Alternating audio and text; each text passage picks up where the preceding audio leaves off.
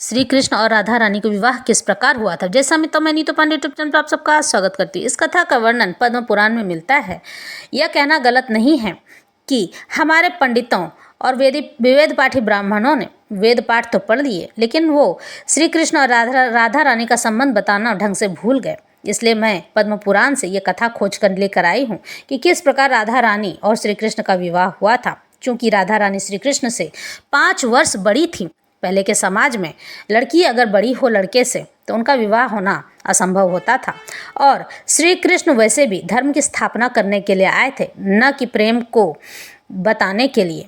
प्रेम तो उनका अपना था, वो जीवन में फैलाना चाहते थे, लेकिन फिर भी अगर वो विवाह कर लेते तो शायद धर्म की स्थापना न कर पाते। क्योंकि प्रेम ऐसा होता है कि आपको हर चीज़ से विरक्त कर देता है, अलग कर देता है। आप समझें या ना समझें, लेकिन ये बात सच है। तो जानते हैं, पहले हम जान लेते हैं कि वास्तव में राधा रानी कौन है। ये कहना शायद गलत नहीं है कि राधा रानी स्वयं नारायण के हृदय का प्रेम है। जब समुद्र मंथन हुआ था तो उसमें अमृत निकला था। अब अमृत जो है असुरों को न मिल पाया, इसलिए भगवान विष्णु ने मोहिनी रूप धारण किया था। इस बात का कुछ अंश स्कंद पुराण और कुछ अंश गर्ग संहिता में मिलता है। भगवान विष्णु का मोहिनी रूप इतना मनमोहक और सुंदर था कि सभी देव, दानव, मानव एवं यहाँ तक कि स्त्रियां भी भगवान विष्णु के मोहिनी रूप को देखकर आसक्ति से भर गई। उनके मन में काम वासना जागने लगी। लेकिन वही सूर्यदेव ने भगवान विष्णु के मोहिनी अवतार को देखकर अपनी पुत्री के रूप में पाने की इच्छा प्रकट की। इस बात को भगवान विष्णु जान गए और सूर्यदेव का आशीर्वाद देकर कहते हैं तथास्तु। उसके बाद जब अमृत का बांटना हो गया तो भगवान विष्णु ने अपने मोहिनी स्वरूप को अलग किया, लेकिन उसमें ममत्व और स्त्रीत्व की भावना नहीं थी। तो भगवान विष्णु की सहायता माता लक्ष्मी ने की और अपना स्त्रीत्व एवं ममत्व मोहिनी रूप को प्रदान कर दिया। फिर बरसाना में सूर्यदेव के अंश के रूप से वृषभानु जी जन्म लिए और मोहिनी के रूप से राधा रानी का जन्म हुआ। माता लक्ष्मी की ममत्व एवं स्त्रीत्व होने के कारण ही राधा रानी को लक्ष्मी स्वरूपा माना जाता है। अब उसमें राधा रानी में ममत्व होने के कारण से, प्रेम की बहार होने के कारण से, प्रेम होने के कारण से श्री कृष्ण भी उनके चरणों में अपना सर झुकाते हैं। वो बहुत ही करुणामयी और दयावान हैं। तो ये राधा रानी के गुण थे। तो यह थी स्कंद पुराण की असली कथा। अब आगे बढ़ते हैं। पद्म पुराण की कथा के अनुसार उनका विवाह किस प्रकार हुआ था। एक बार की बात है, भांडीर वन में एक बरगद के पेड़ के नीचे नंद बाबा श्री कृष्ण को गोद में लिए खड़े हैं। अचानक काली घटाएं घेर लेती हैं। वन में अंधकार छा जाता है, अंधेरा हो जाता है। हवा बड़े तेज से चलने लगती है। तरु लताएं कांप उठती हैं। वहाँ के लत जो होते हैं, पेड़ झाड़ वगैरह, सभी के सभी झूम उठते हैं। इतना तेज हवा चलने लगता है कि मानो मनुष्य स्वयं ही उड़कर बाहर चला जाएगा। नंद बाबा को चिंता होने लगती है कि श्री कृष्ण की रक्षा कैसे की जाए।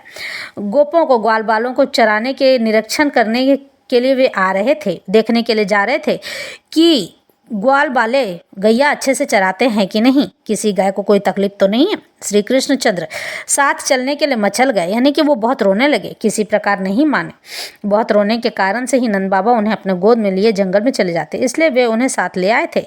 यहाँ वन में आने पर गौ रक्षकों को तो उन्होंने दूसरे वन में गाय एकत्र करके वहाँ से लाने के लिए भेज दिया था। बोले कि जाओ, दूसरे जंगल में गाय खड़ी है और तुम वहाँ से सब लोग गाय लेकर के घर चले जाना। स्वयं गाँव की संभालने के लिए खड़े हो गए और जो दो चार गायें बची थी उनको संभालने के लिए खुद ही खड़े हो गए। इतने में झंझावत प्रारंभ हो गया, यानी मेघ बरसने लगा और गौरक्षक भी नहीं थे कि उन्हें गाय संभालने के लिए बोल दें और खुद भवन की ओर, अपने घर की ओर प्रस्थान कर दें। गाय को छोड़ भी नहीं सकते थे।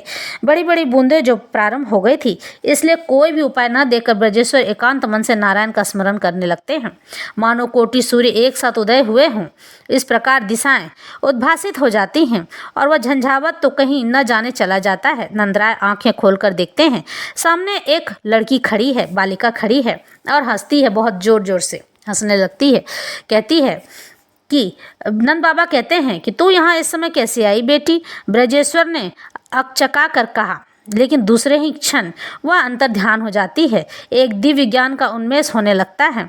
नंद बाबा की मस्तिष्क में एक ज्ञान उमड़ने लगता है कि आखिर वो लड़की है कौन, और देखने लगते हैं। कोटि चंद्रों की धुती मुखमंडल पर झलमल झलमल कर रही थी। उनका चेहरा इतना चमक रहा था कि मानो पूरा ब्रह्मांड में ज्योति प्रकाशित हो गई हो। इस तरह से उनके अंगों पर बड़े ही दिव्य कंगन लगे हुए थे। बदन में हार, गले में हार और हाथों में अंगूठियाँ, पैरों में पांजे, सब एकदम सुशोभित हो रहे थे। कानों में कुंडल, दिव्याति दिव्य रत्न चूड़ामणि से किरणें झर रही थी। अंगों के तेज का तो कहना ही क्या था। भानु कुमारी के अंग प्रभाव से, राधा रानी के अंग प्रभाव से वन में ही उजाला हो गया था। नंदराय गर्ग जी की वे बातें भी स्मरण हो आई थी। गर्ग जी ने ये बातें बताई थी कि पुत्र के नामकरण संस्कार से पूर्व उन्होंने एकांत में वृष भानु पुत्री की महिमा बताई थी, श्री राधा तत्व की बात। पर उस समय तो नंदराय जी सुन बस रहे थे और सब भूल गए थे, साथ ही साथ बोलते भी जा रहे थे। इस समय उन सबकी स्मृति उनको याद हो आई थी, सबका रहस्य सामने आ गया। अंजलि बांधकर नंदराय ने श्री राधा को प्रणाम किया और बोले, हे देवी, मैं जान गया पुरुषोत्तम श्री हरि की तुम प्राणेश्वरी हो एवं मेरी गोद में तुम्हारे प्राणनाथ स्वयं पुरुषोत्तम श्री हरि ही विराजित हैं। लो देवी, ले जाओ अपने प्राणेश्वर को, साथ ले जाओ। लेकिन नंद बाबा कुछ रुक से गए। श्री कृष्ण के भांति विजड़ित नयनों की ओर उनकी दृष्टि चली गई। क्षण भर बाद बोले, किंतु देवी, यह बालक तो आखिर मेरा पुत्र ही है ना, इसे मुझे ही फिर से लौटा देना। नंदराय ने श्री कृष्ण चंद्र को राधा रानी के हस्त कमलों पर रख दिया, श्री कृष्ण की गोद में उन्हें दे दिया। श्री राधा श्री कृष्ण चंद्र को गोद में लिए गहन गहरे वन में चली गई। वृंदावन की भूमि पर गोलोक का दिव्य रास मंडल प्रकट होता है। गोलोक ही उस वन में प्रकट हो जाता है। श्री राधा नंद पुत्र को लिए उसी मंडप में चली जाती है। वहाँ एक मंडप उभर जाता है। सहसा नंद पुत्र श्री राधा की गोद में अंतर्हित हो जाते हैं, उनके गोद से गायब हो जाते हैं। वृषभानु नंदिनी विस्मित होकर सोचने लगती हैं, वो देखने लगती हैं अचानक से कि नंदराय ने जिस बालक को मुझे सौंपा था वो कहाँ चला गया। इतने में गोलोक विहारी नित्य कैशोर मूर्ति श्री कृष्ण चंद्र दिख पड़ते हैं, मतलब वो युवा हो गए थे। उनकी गोद से उतरकर अपने प्रीतम को देखकर वृषभानु नंदिनी राधा रानी हृदय का भर आता है। प्रेम वश से विहल हो उठती हैं और रोने लगती। श्री कृष्ण चंद्र कहने लगते हैं, हे प्रिय, गोलोक की वे बातें भूल गई हो क्या, या अभी भी स्मरण है, याद है?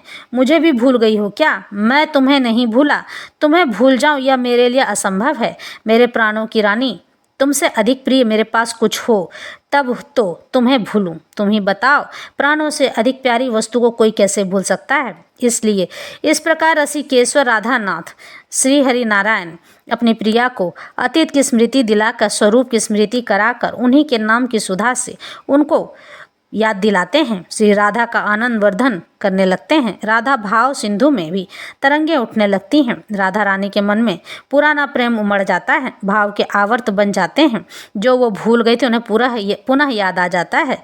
राधा नाथ के रस मंडल में डूबने ही जा रहे थे कि उसी समय माला कमंडल धारण किए जगद्विता चतुर्मुख ब्रह्मा जी आकाश से नीचे उतर आते हैं। राधा नाथ के चरणों में वंदना करते हैं। राधा रानी की स्तुति गाने लगते हैं। पुष्कर तीर्थ में 60,000 वर्षों तक विधाता ने श्री कृष्ण चंद्र की आराधना की थी, यानी कि ब्रह्मा जी ने पुष्कर में जाकर आराधना की थी। राधा चरण बिंद दर्शन का वर प्राप्त किया था। उसी वर की पूर्ति के लिए एवं राधा नाथ की मनोहारिणी लीला में एक छोटा सा अभिनय करने के लिए योग माया प्रेरित वे ठीक उपयुक्त समय पर आए हैं।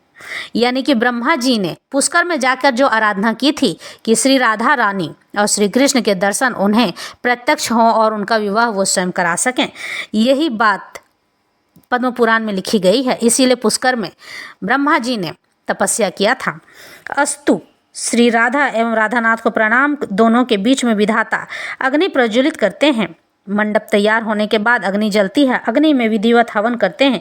फिर विधाता के द्वारा बताए हुए विधान से स्वयं रासेश्वर हवन करते हैं। इसके बाद भगवान श्री हरि नारायण खुद से ही हवन करने लग जाते हैं।